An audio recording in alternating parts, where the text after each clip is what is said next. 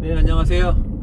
저는 수요 기도회를 마치고 집으로 돌아가는 길입니다.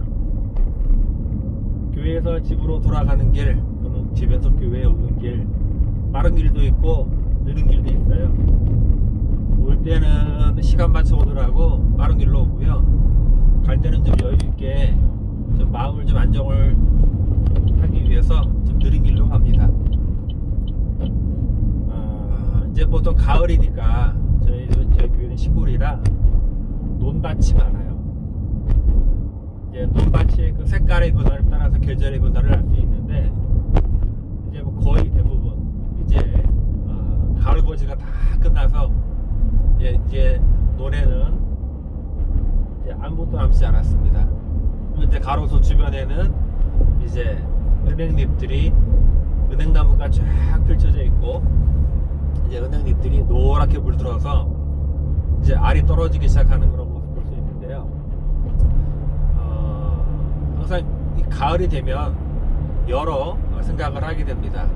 기본적으로 뭐 저도 농사를 짓지 않지만, 농사를 짓는 사람들 말씀을 들어보면 우리 대한민국은 그래도 참 축복받은 땅이라 그럽니다. 참 제가 봐도 축복받았어요. 이 정치적인 면에서는 아주 후진국의 수준을 벗어나지 못하는데, 정말 그래도 하나님이 이 나라를 축복해 주셨는지 농사가 잘 됩니다. 이 대한민국과 북한을 비교해 보면 경작지 면적은 북한이 더 많아요, 남한보다. 그래도 남한은, 우리 대한민국은 그런 영농 기술을 획기적인 개량으로 인해서 단위 면적은 굉장히 줄었지만 수확량은 훨씬 많아져서 북한보다도 수확량이 많습니다. 자, 그리고 신기한 게 이 대한민국은 벌써 몇 해에 걸쳐서 풍년의 연속인데요. 가을에 그동안 많이 했던 태풍도 거의 오지 않아서 항상 가을 거지 때 조마조마했던 마음도 없어져가지고 물 피해가 거의 없어서 거의 풍년의 연속입니다. 반면에 북한은, 아니 한반도가 큰 땅도 아니고 거의 같은 기후대인데 벌써 북한은 몇 년째 계속 흉작을 거듭하지 않습니까?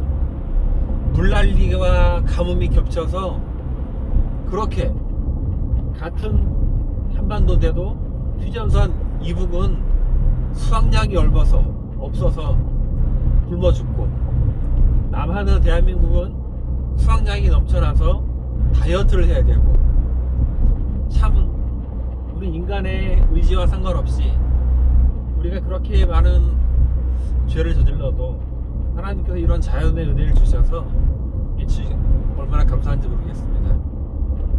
북한 같은 경우는 지금 군 비상식량까지 풀어가지고 이번에 겨우 넘겼다고 하는데요. 이제 가을거지 끝나서 그동안 풀었던 비상식량을 다시 거두고, 또 원래 거둬야 되려면 또 거둬가니까 주민들에게 돌아갈 식량이 적어도 평년이든 보통 6개월치는 주었는데 이번에는 2달치밖에 안 남았다는 겁니다.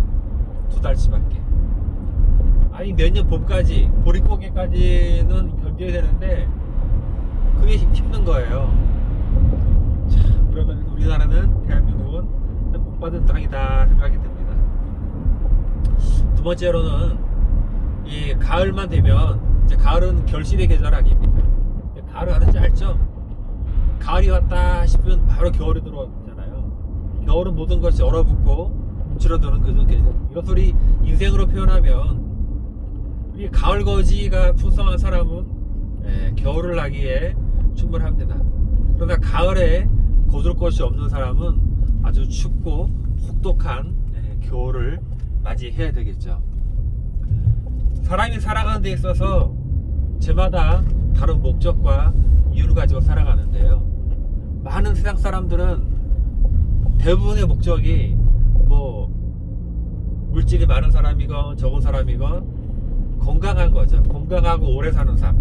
근데 요새 건강하고 오래 사는 것이 문제가 아니라, 건강하고 오래 살면서 행복하려면은 여러 가지 조건이 갖춰야 되죠. 아프지 않아야 되고, 또한 오래 살 수 있는데 그냥 뭐 쫄쫄 굶어서는 안 되죠. 그러니까 먹고 사는데 지장이 없어야 되고, 그냥 그것뿐 아니라 한두 가지 취미 생활을 겸해서 여러 가지 하려면은 젊어서부터 많이 어느 정도 물질을 쌓아놔야 가능하니까 그렇게들 열심히 젊을 때 일을 하고 열심히 일을 합니다. 그런데 뭐 우리가 인생에 살아가는 목적이 바로 그것뿐이라면 너무 허무하지 않을까요? 그래서 참 우리나라가 벌써 선진국이 됐죠. 근데도 불구하고 현재 우리 대한민국이 자살률 세계 1위를 벌써 15년째 하고 있는 거 아세요? 우리나라 먹고 살기 힘들어서 70년대 80년대는 자살이라는 것은 거의 우리의 일상생활에서 관심밖에 없었어요.